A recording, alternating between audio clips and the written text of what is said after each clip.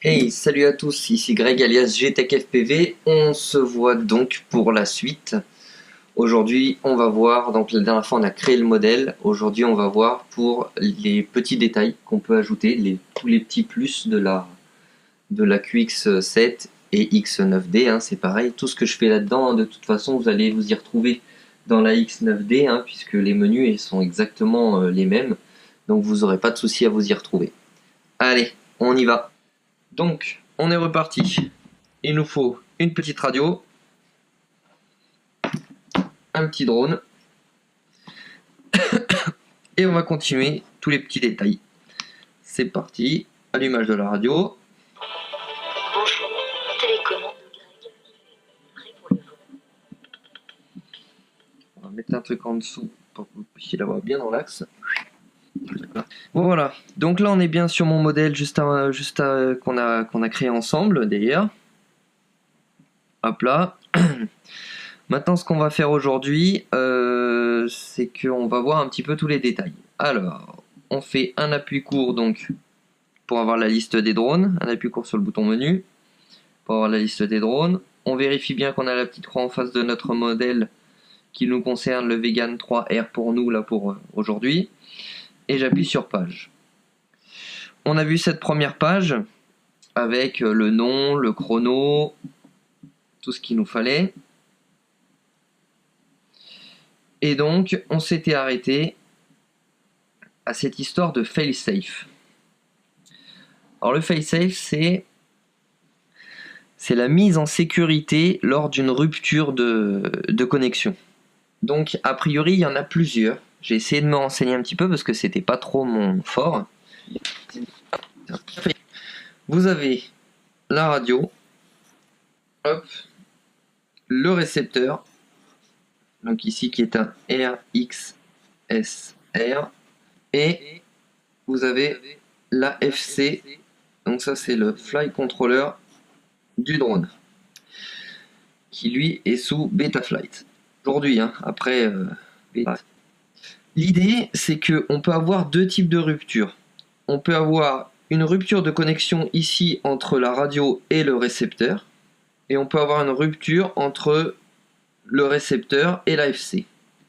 Dans Betaflight, on peut configurer donc le failsafe. Ça, je vous laisserai voir avec votre failsafe. Avec votre FC, certainement des tutos que vous avez avec sur votre FC, c'est-à-dire que si jamais il y a une rupture entre le récepteur et la FC, il faut lui dire en gros qu'est-ce que doit faire la FC. Donc en général, c'est soit il coupe tout, et ça tombe, le drone tombe, soit il garde un minimum de gaz en diminuant et en se mettant en mode stabilisé pour simplement atterrir tout doucement.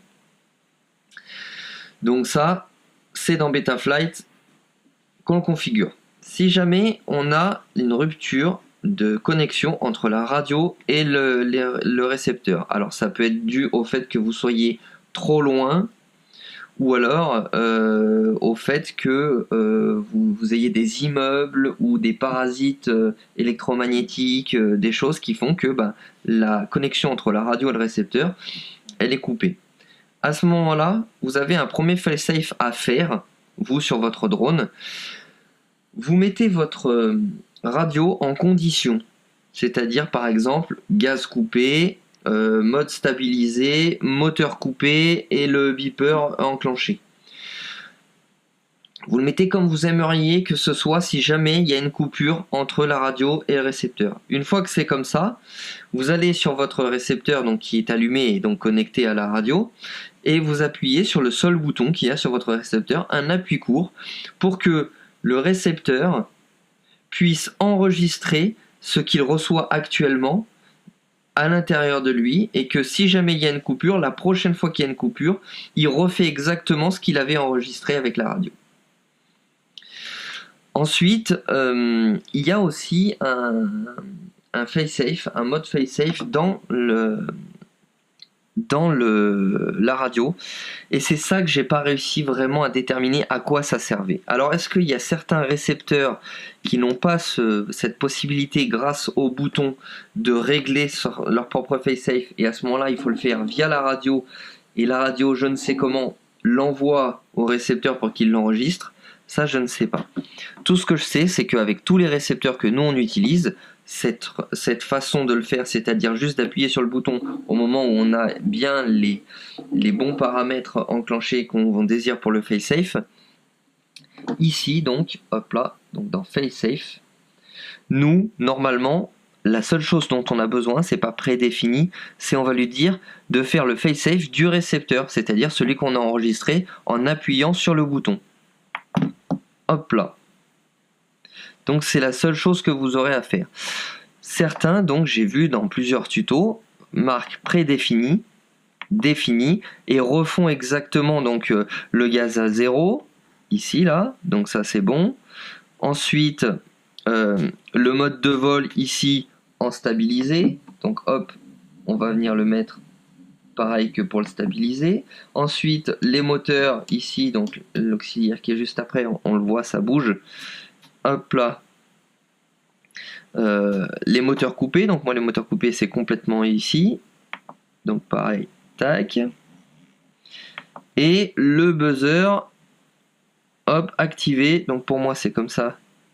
Il est activé quand il est dans cette position là, hop, buzzer activé. Et je valide. Voilà. Donc on a aussi cette possibilité là de mettre prédéfini. À quoi ça sert? Je n'en ai aucune idée puisque pour moi en théorie, s'il y a une coupure entre le drone, enfin entre le récepteur et la radio, en théorie la radio ne peut pas envoyer ces informations au récepteur étant donné qu'il y a eu une coupure. Donc pour l'instant je suis en train de rechercher, si jamais je trouve la réponse, je vous mettrai ça dans une prochaine vidéo. Donc deux solutions pour vous tous, soit vous mettez prédéfini en rentrant vous-même manuellement tous les circonstances que vous désirez, soit vous mettez récepteur, l'un ou l'autre, peu importe. Les deux fonctionneront de toute façon. Et n'oubliez pas quand même de faire le FaceSafe, c'est-à-dire moteur coupé, mode stabilisé, moteur coupé ici, les gaz coupés ici, le beeper en route. Vous mettez la batterie pour que la connexion ait lieu entre les deux et vous appuyez sur le petit bouton du récepteur pour effectuer le FaceSafe. C'est-à-dire enregistrer dans le récepteur cette manipulation que vous venez de faire sur votre radio. Voilà. Donc on a vu pour le FaceSafe. Hop là. Ensuite, tac, si on continue, on appuie sur page. Page. Ici, rappelez-vous, on avait fait les entrées. Donc les entrées, c'est les boutons physiques qu'on affecte à des fonctions qu'on va nommer. Ensuite, hop là, pardon. Hop là, entrée. Ensuite, la page suivante, c'est le mixeur. Le mixeur, c'est affecter les fonctions qu'on vient de créer à des channels. Et là, on va en créer une de plus, mais on va voir comment on va faire ensemble, un peu plus tard. Ensuite, si on continue les sorties, on a vu comment régler les sorties, les min, les max par rapport au logiciel de votre FC. On continue. Là, on arrive donc aux courbes. Moi, personnellement, je n'utilise pas de courbes, donc, et la plupart des débutants n'en auront pas besoin non plus. Donc, on va passer cette partie-là. Et interlogique, c'est là où on va faire des petites choses. Mais avant, on va aller un peu plus loin. Hop là, qui est ici, télémesure. C'est ce qui concerne la télémétrie. La télémétrie, on avait vu qu'est-ce que c'est. La télémétrie, en fait, actuellement, on a des informations qui partent de la radio et qui vont vers le drone, vers le récepteur. Ce qui est important aussi pour nous, et ce qui est sympa chez FR Sky surtout, c'est ce qu'on appelle la télémétrie, c'est-à-dire des informations qui vont venir du récepteur, donc de l'AFC, qui vont rentrer dans le récepteur, et le récepteur va nous renvoyer l'information à la radio. Pour cela, il faut configurer l'AFC pour lui dire qu'est-ce que j'ai comme récepteur, où est-ce que je l'ai branché, et qu'est-ce que je te renvoie. Donc tout ça, on va voir tout de suite sur le PC. On va lancer le logiciel Betaflight. Hop là. Je vais venir y connecter mon drone. Donc là, on voit ici en haut, pour l'instant, je l'ai déconnecté, donc je n'ai il va se baser sur mon iPhone, alors je sais pas pourquoi, enfin bref, un truc qui n'a rien à voir. Et quand je connecte mon drone, hop, il se dirige normalement automatiquement vers le port USB qui concerne mon drone. Je connecte celui-ci, tac, et je vais aller dans les ports. Ici, le premier port, on ne le touche jamais, c'est celui qui concerne l'USB. Il ne faut surtout pas le toucher, sinon vous n'aurez plus accès à votre carte de vol. Et ensuite, selon les FC, on vous propose plusieurs ports d'entrée-sortie. C'est ce qu'on appelle les UART. Ces fameux UART, on va leur attribuer des choses à faire. Donc, au général, ils sont vides et on vient y connecter des choses. Notamment, moi, sur ma FC actuelle du drone qu'on est en train de paramétrer, le UART1, c'est la fameuse entrée S-Bus. C'est pour ça que j'ai activé le Serial RX et que après, dans Configuration, ici, je suis venu activer Serial Receiver et j'ai choisi S-Bus. Donc ce S-Bus là, il arrive à travers le port UART1. Bon, très bien. Ensuite, il me restait deux ports, le port UART3 et le port UART6. Moi, j'avais deux choses à contrôler. Je voulais récupérer les informations de l'AFC pour ma radio. Donc ça, j'ai tout simplement branché le petit fil S-Port ou télémétrie de mon récepteur RXSR sur le UART3. Donc sur la pin TX3. À ce moment-là, je sais que maintenant que je l'ai branché sur le TX3, mon récepteur, ici, dans Télémétrie Output, je suis venu sélectionner Smart Port.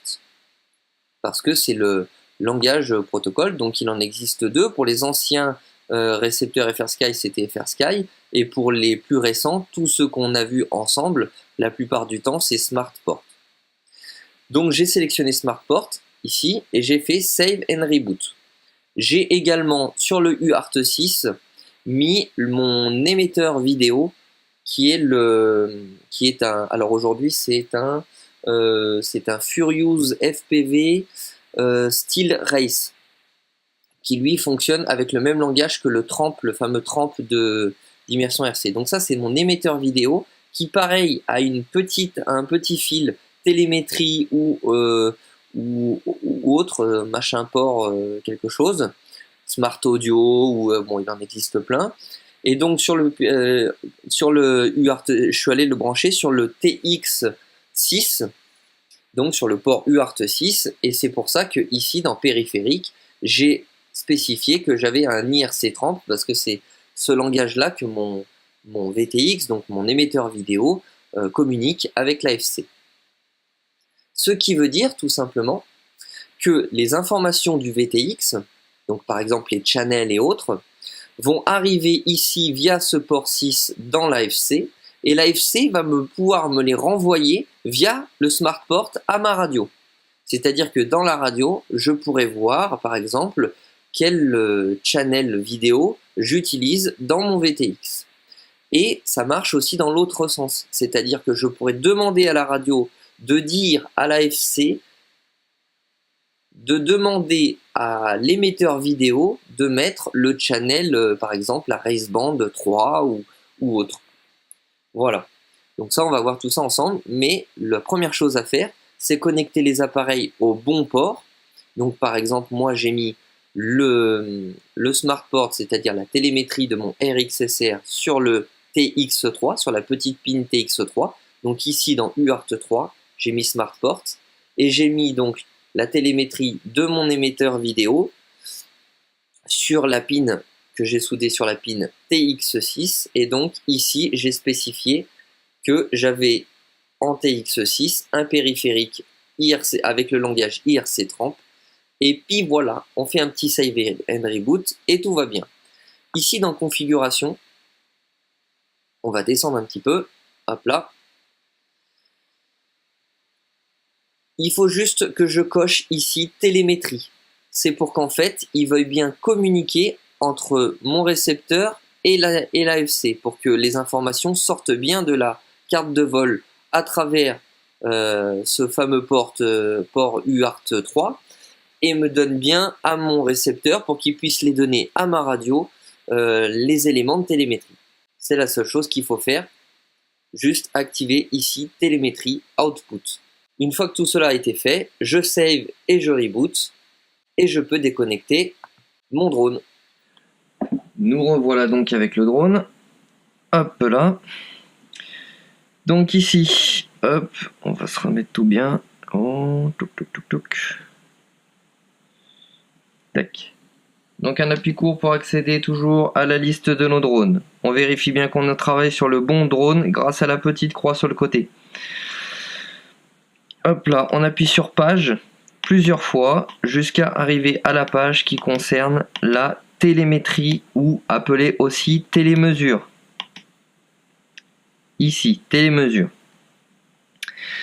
Nous allons faire quelque chose de très simple, c'est-à-dire on va brancher le drone de façon à établir la communication. Donc là on va vérifier, je peux essayer d'enclencher mon buzzer. Hop là, et à l'intérieur j'ai bien le petit buzzer qui clignote. Voilà, donc là je le coupe.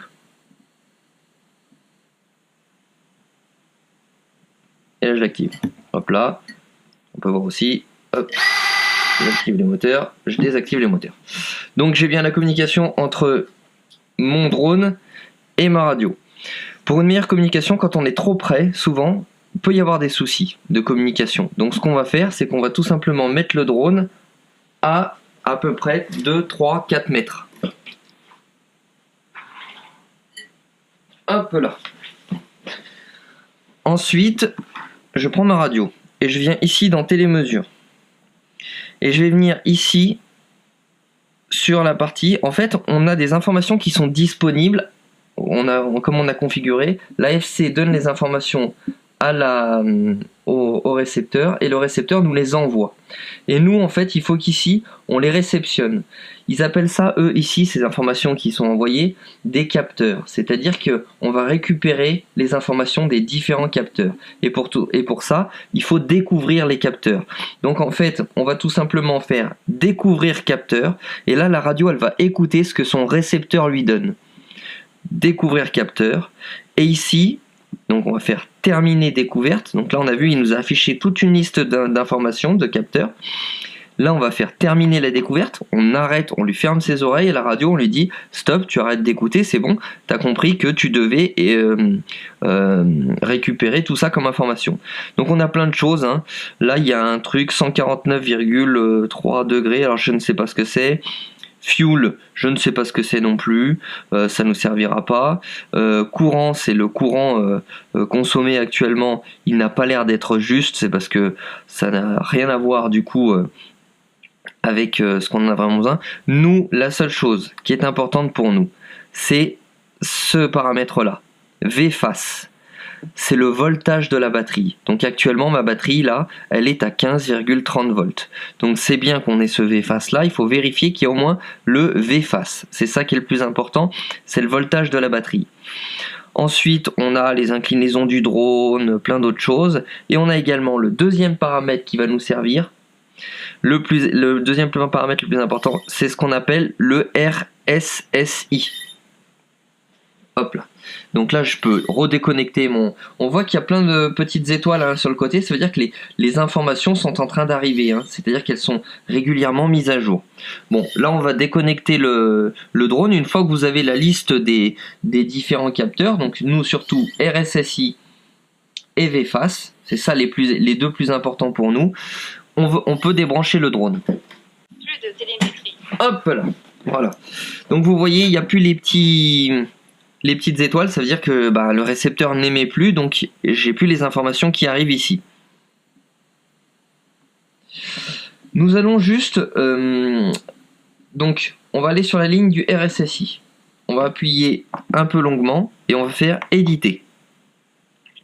Et ici, on va descendre sur l'unité du RSSI. Actuellement, il est en dB. Moi, j'aimerais qu'il soit en pourcentage.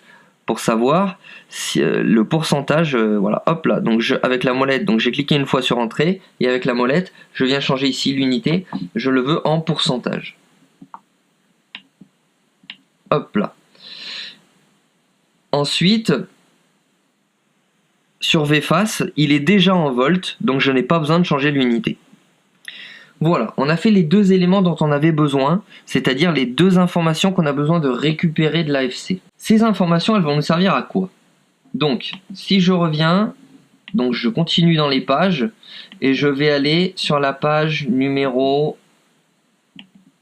Hop là, excusez-moi. Donc, je vous rappelle, hein. Hop, si on revient au début, écran d'accueil, appui court pour la liste des drones, vérifier qu'on est bien sur le bon drone, et appuie sur page pour aller de la page 1 à la page 2, à la page 3, à la page 4. Si jamais vous voulez revenir à la page 3, par exemple, revenir en arrière, il suffit non pas, alors vous pouvez faire page, page, page jusqu'à aller à la dernière page pour que ça revienne à la première, ou alors un appui long sur page revient à la page précédente. Donc nous, on va aller dans les entrées. Donc les entrées, rappelez-vous, c'est les éléments physiques, c'est-à-dire les interrupteurs, les sticks, à des fonctions auxquelles on a donné des noms. Et là, du coup, nous, ce qu'on va faire, c'est qu'on va faire en 8, ici, on va créer une entrée qu'on va appeler RSSI. Ah bah non, on peut pas, voilà, c'est 3. Ensuite, long nom, et ben pareil. Long nom, je vais écrire R. Et I. Donc le RSSI, c'est un peu comme les barres du téléphone. C'est la qualité de réception, enfin de la qualité de communication entre la radio et votre récepteur. C'est-à-dire plus vous vous éloignez, plus le RSSI va baisser, et plus vous vous rapprochez, plus il va augmenter. Ou si vous passez derrière un immeuble, hop, il va baisser. C'est la qualité de réception entre l'un et l'autre. Hop là. Ensuite, source. On peut récupérer donc les informations qui arrivent du récepteur, c'est-à-dire c'est le récepteur qui vous dit à quelle qualité il reçoit la radio. Et ça, tout simplement, on vient de découvrir le capteur juste un instant là précédemment, comme on va le faire dans télémesure. On a découvert le capteur RSSI. Donc on va venir récupérer ce capteur là. Donc vous allez loin dans la liste et au bout d'un moment, hop là, vous allez trouver dans la liste tous les capteurs qu'on a découverts, dont celui qui s'appelle RSSI. Donc RSSI tout court. Après vous avez un RSSI-, un RSSI+. Nous c'est RSSI tout court. Tac. Ensuite, il nous faut une échelle, c'est-à-dire que nous on va vouloir utiliser, vous allez vous rappeler en fait, on avait grosso modo, on a demandé ce que ce soit en pourcentage. Donc l'échelle, nous, c'est-à-dire le maximum, on veut utiliser la totalité du signal, c'est-à-dire 100%. Donc on va mettre échelle 100%, tout simplement. Tac.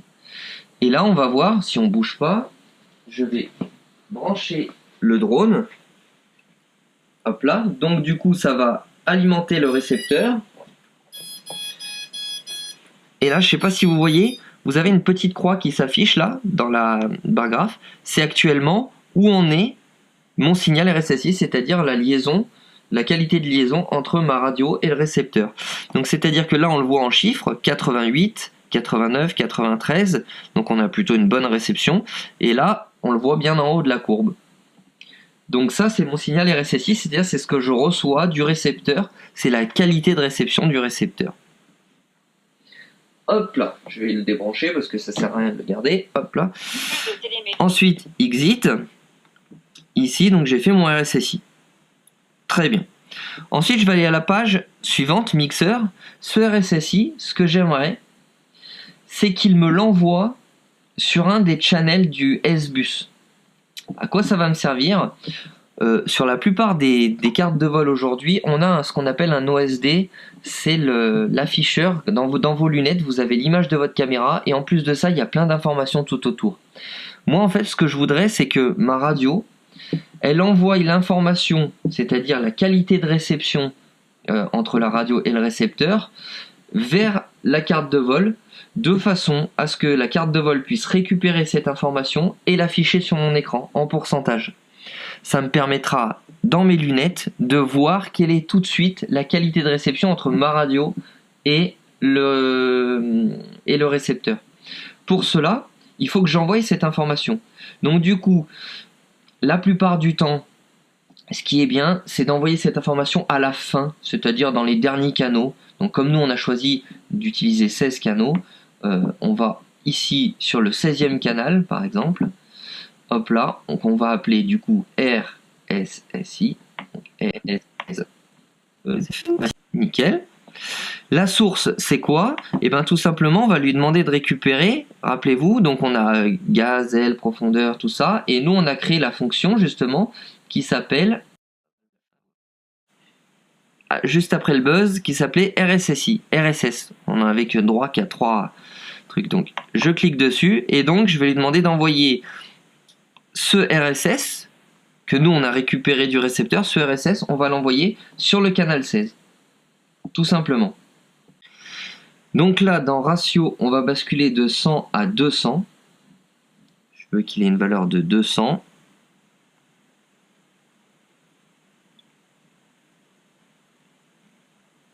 Hop là. Tac. Et je vais lui mettre un décalage de moins 100.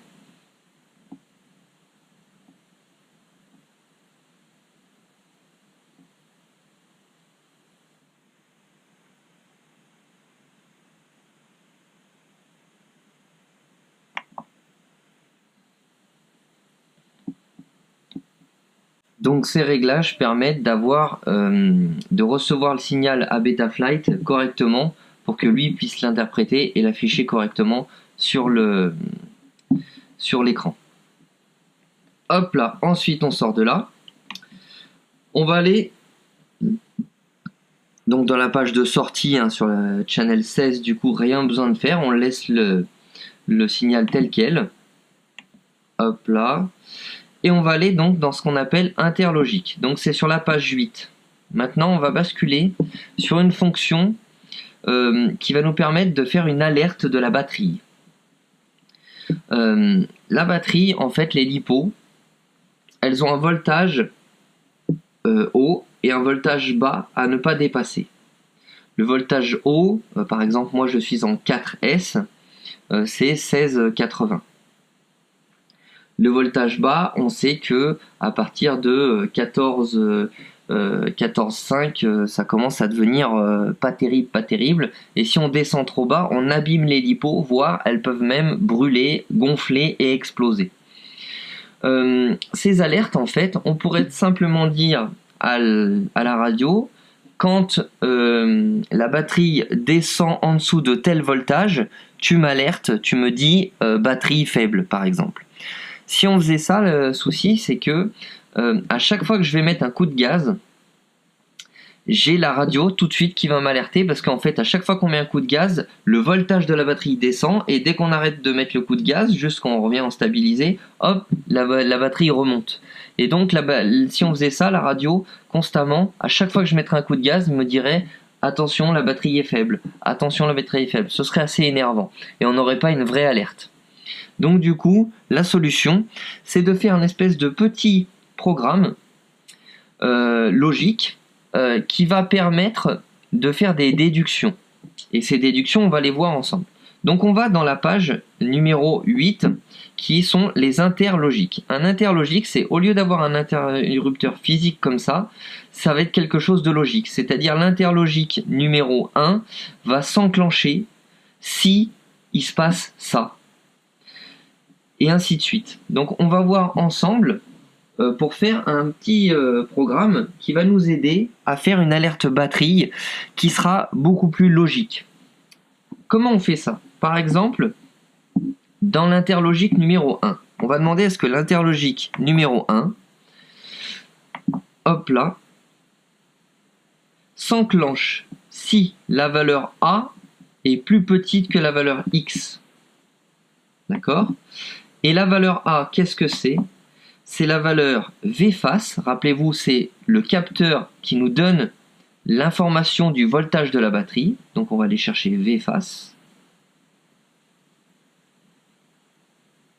Hop là, VFAS tout court, hein, pas moins, pas plus, VFAS tout court. Donc, et le X, c'est quelle valeur? C'est-à-dire qu'on veut que cette interlogique s'actionne, c'est-à-dire s'enclenche, à partir du moment où VFAS est plus petit que, alors moi je mets 14,5, si vous êtes en en 3S, hein, vous regardez quelles sont les valeurs limites du 3S. Hein, c'est très simple. Hein, vous regardez, il y a plein de vidéos tuto sur les lipos et autres. Ça, je vous laisserai vous débrouiller. Donc là, pour du 4S, je vais mettre 14,5. Oh, pardon, je suis allé un peu trop loin.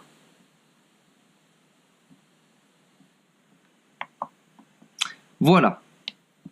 Donc là, j'ai ma première ligne qui dit le L1 sera enclenché si VFACE est plus petit que 14,5. Très bien. Ensuite, je vais donner une deuxième condition. Ce qui est important à savoir, c'est que donc, si je mets mon coup de gaz, ce que je veux, c'est que la première condition, je veux savoir quand est-ce que la batterie descend en dessous de 14,5. Et ensuite, quand je vais arrêter de mettre mon coup de gaz, la batterie va remonter. Et donc, moi, je veux savoir à combien elle remonte. Si elle remonte au-dessus de telle valeur. Donc, du coup, on va faire l'inverse, c'est-à-dire, je veux que la fonction 2 s'enclenche quand la valeur A est plus grande que, donc la valeur A, c'est qui? C'est toujours la valeur de la batterie, donc toujours VFACE. Est plus grande que, et on va dire 14,80. Donc ça veut dire que cet interlogique, il va s'enclencher à partir du moment où la valeur de la batterie est plus haute que 14,80. Ok.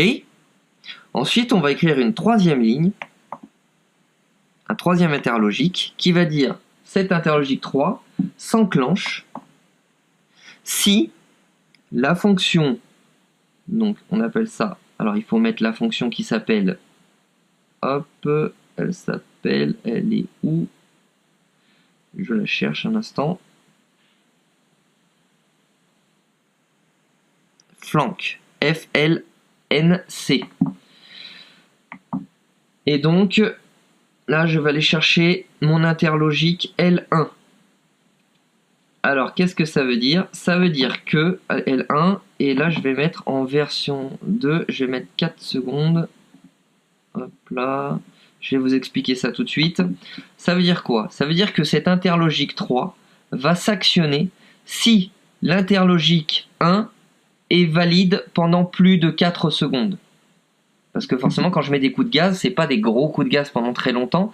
Donc forcément, si je mets L1, si j'actionne mon gaz, le L1 va s'actionner puisque ça va descendre en dessous de 14,5. Mais moi, ce que je veux, c'est que le L3 il soit actionné que si ce L1 il reste actif pendant plus de 4 secondes. Voilà à quoi sert le L3. Et donc le L4, qu'est-ce qu'il dit le L4? Le L4 il dit, on va aller chercher la fonction BIST. Voilà, BIST. Dans la valeur, valeur 1, on va aller chercher le L3. Et dans la valeur 2, on va aller chercher le L2. Qu'est-ce que ça veut dire du coup? Ça veut dire que cet interlogique numéro 4 va s'actionner si nous avons L3 qui est actif et L2 qui est inactif. Donc, ça nous fait un résultat un peu... c'est une combinaison de tout. Le L3, pour qu'il soit actif, il faut que la batterie soit descendue en dessous de 14,5, donc c'est le L1, pendant plus de 4 secondes. Donc si, BIST, ça veut dire si le L3, donc si la batterie descend en dessous de 14,5 pendant plus de 4 secondes, et que L2 n'est pas enclenché, le L2, rappelez-vous, c'est si la batterie remonte au-dessus de 14,80. Donc si la batterie est descendue en dessous de 14,5 pendant plus de 4 secondes et qu'elle n'est pas remontée après à plus de 14,80, à ce moment-là, le L4 sera actif. D'accord? Donc la combinaison de toutes ces petites choses qui s'imbriquent les uns dans les autres font que le L4 nous donne un résultat fiable en termes d'annonce de batterie. Si le L4 est actif, ça veut dire plein de choses. Ça veut dire que la batterie est descendue en dessous de 14,5 pendant plus de 4 secondes et qu'elle n'est pas remontée au-dessus de 14,80. Et c'est ça qui m'intéresse, moi. Voilà, là on a terminé tous nos interlogiques. Ici, dans les fonctions spécifiques, donc c'est la page 9, la page suivante, on en arrive à ce qui nous intéresse, c'est-à-dire c'est des choses qu'on va pouvoir enclencher. Donc, si j'appuie sur Entrée par exemple sur la première ligne, et je vais venir mettre donc L4, donc c'est le résultat de tout ce qu'on vient de faire avant, c'est le fameux interlogique qui va s'actionner. Donc, quand cette L4 est enclenchée, ça veut dire que les conditions de batterie faible que j'ai souhaitées moi sont là. À ce moment-là, une fois que ce L4 est enclenché, je voudrais que tu joues un fichier. Hop là. Et ensuite, je passe, donc j'appuie sur Enter et je passe sur la ligne d'à côté. Et ce fichier est, là je clique dessus, et là il me met la liste, rappelez-vous, de tous les fichiers qu'on a mis dans le dossier Sound de la carte SD. Et donc ici, on va essayer d'aller trouver un son qui va nous faire tout simplement un batterie low ou une alerte concernant la batterie. Donc je vais essayer de chercher un peu tout ça. Et ben on va retourner donc sur le PC pour remettre les bonnes annonces concernant la batterie. Donc là pour l'instant je fais exit, je laisse ça dans cet état là et je vais aller récupérer ma carte SD pour la brancher dans l'ordi pour aller me rajouter donc un petit fichier audio qui va me dire batterie low. Nous voici donc sur le PC. Je mets ma petite carte SD dans un adaptateur pour rentrer dans le slot SD de mon ordinateur. Hop là, ça enferme. Et donc j'arrive ici avec ma fameuse carte SD qui contient mon dossier Sound. Je vais aller dans le dossier français puisque c'est celui qu'on utilise. Et donc là en effet, dans cette liste-là, c'est celle que je voyais tout à l'heure dans la Taranis, je n'ai pas de batterie low. Dans la Taranis, forcément, on ne voit pas les dossiers. Donc je vais aller voir dans le dossier système si à tout hasard, dans les dossiers système, il n'y aurait pas un truc qui s'appelle batterie low ou quelque chose comme ça. Donc on va essayer de regarder ça. Low bat, voyons ce que c'est. Alors ça c'est pour la batterie de la radio, donc c'est pas terrible. Batterie radio faible. On va gruger rapidement, on va prendre ce low batterie, on va le copier. Tac, on va le ramener là où on était jusqu'à maintenant, c'est-à-dire avec tous mes autres fichiers à la base de mon dossier Sound, c'est-à-dire ce que voit ma Taranis réellement. Hop là, on va le coller. Alors, pomme V. Hop là, donc il doit être par là. A, B. Il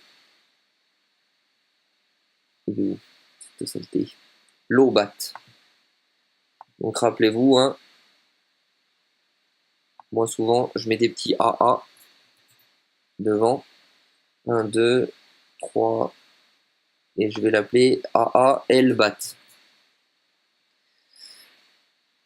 Hop là. Comme ça, il remonte en haut et je le retrouve plus facilement. Donc, je vais l'ouvrir avec notre fameux logiciel dont on a déjà vu ensemble, le fameux Audacity. Et donc, nous avons ce fichier. Batterie radio faible. Voilà, donc batterie radio faible. Donc nous, on va tout simplement et bêtement supprimer radio. Hop, tac, et nous avons... Bat faible. Ah, je suis allé un peu fort. Batterie radio. Hop là, le radio commence que ici. Batterie faible. Batterie faible. Voilà, on a quelque chose d'à peu près correct. Batterie faible. Après, bien évidemment, hein, comme je vous ai dit, vous pouvez l'enregistrer vous-même, hein, c'est-à-dire avec un micro. Vous faites l'enregistrement et vous l'enregistrez vous-même, il n'y a pas de souci. Ça, on a déjà vu dans l'une des premières vidéos. Ensuite, je fais fichier, exporter audio. Hop là, je retourne dans ma carte SD, bien évidemment, dans Sound, FR, et je vais venir écraser donc ce que j'avais fait, donc AAL BAT. Et je fais enregistrer par-dessus. Êtes-vous sûr? Oui. Je vais enregistrer par-dessus. Et j'enregistre par-dessus. Tac. Enregistrer modification avant de quitter. Non, pour l'instant, j'en ai pas besoin. Hop là. Donc j'ai mon fichier ici dans ma carte SD qui s'appelle du coup AALBAT. Il est où? Il est ici. Donc je suis ici dans le dossier sound.fr. Très bien. Ici, donc j'ai mon fichier AALBAT. Alors par contre, pour que la TARNIS puisse voir les fichiers, il faut qu'il y ait seulement 6 caractères. Et là, j'en ai 7. Donc du coup, on va enlever un T à BAT, tout simplement. Et on va enlever les minuscules. Les majuscules, ça sert à rien. Donc on va l'appeler AALBAT. Donc 1, 2, 3, 4, 5, 6. Ça fait bien que 6 caractères. On est au top. Allez, on peut éjecter la clé, enfin la carte SD, et retourner sur la radio. Nous revoici donc sur la radio. Hop là, je récupère ma carte SD et j'enclenche à l'intérieur. Et on est reparti. Donc, petit appui court sur le menu pour avoir la liste de mes drones. Je vérifie bien avec la petite croix que je suis bien sur le drone sur lequel je veux travailler. J'appuie sur page jusqu'à arriver là où on en était, c'est-à-dire les fonctions spécifiques. La première ligne que j'étais en train de faire, j'appuie sur Entrée pour l'éditer. Donc l'interlogique 4, quand il est actionné, je lui demande de jouer le fichier. Et quel fichier? J'appuie sur Enter, ça va lire sur ma carte SD. Et à ce moment-là, je vais avoir le AALBAT qu'on vient de fabriquer. Clac.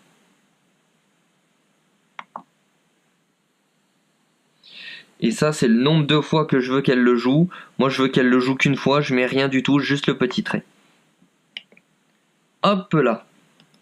Ensuite, on va en profiter d'être ici, parce que c'est ici qu'on va pouvoir mettre des sons sur nos interrupteurs. Et c'est ce qu'on attendait tous un petit peu, entre guillemets. Donc, du coup, on va regarder ça ensemble. On peut, par exemple, lui demander à ce que, quand je charge le modèle, il me donne le nom du drone. Donc par exemple, comment on fait ça? J'appuie donc sur une nouvelle ligne en dessous et je vais aller chercher la fonction on. Alors la fonction on, ça veut dire dès que mon modèle sera actif, eh ben il exécutera la suite. Ben mince alors, la on. Donc on. Donc quand mon modèle est chargé, quand je charge ce modèle là, pareil, je vais lui demander de jouer un fichier. Et quel fichier? Je vais aller chercher un fichier audio qui correspond à mon modèle. Donc là, j'en ai pas fait. Je vais en mettre un peu au pif pour l'instant. Par exemple, Obi-Wan, je dis n'importe quoi. Hop là. Je le ferai un peu plus tard. Et voilà. Donc quand vous êtes sur la fabrication de vos fichiers audio, essayez de réfléchir à tout ce dont vous allez avoir besoin. Comme ça, vous fabriquez tout d'un coup. C'est plus simple, bien évidemment.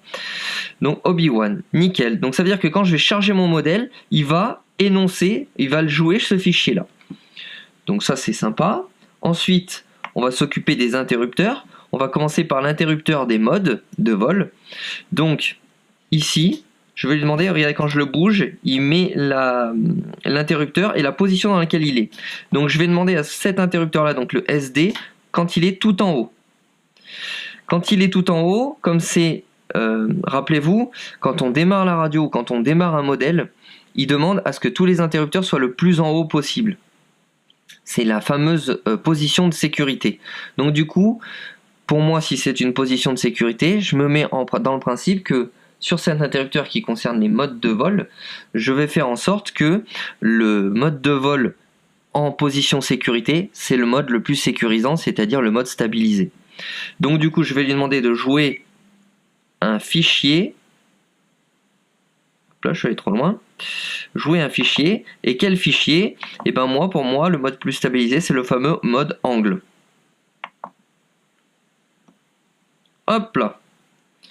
Nickel. Donc quand l'interrupteur SD sera en haut, il va jouer le fichier qui s'appelle AA angle et qui est, alors regardez, si je fais ça et que je...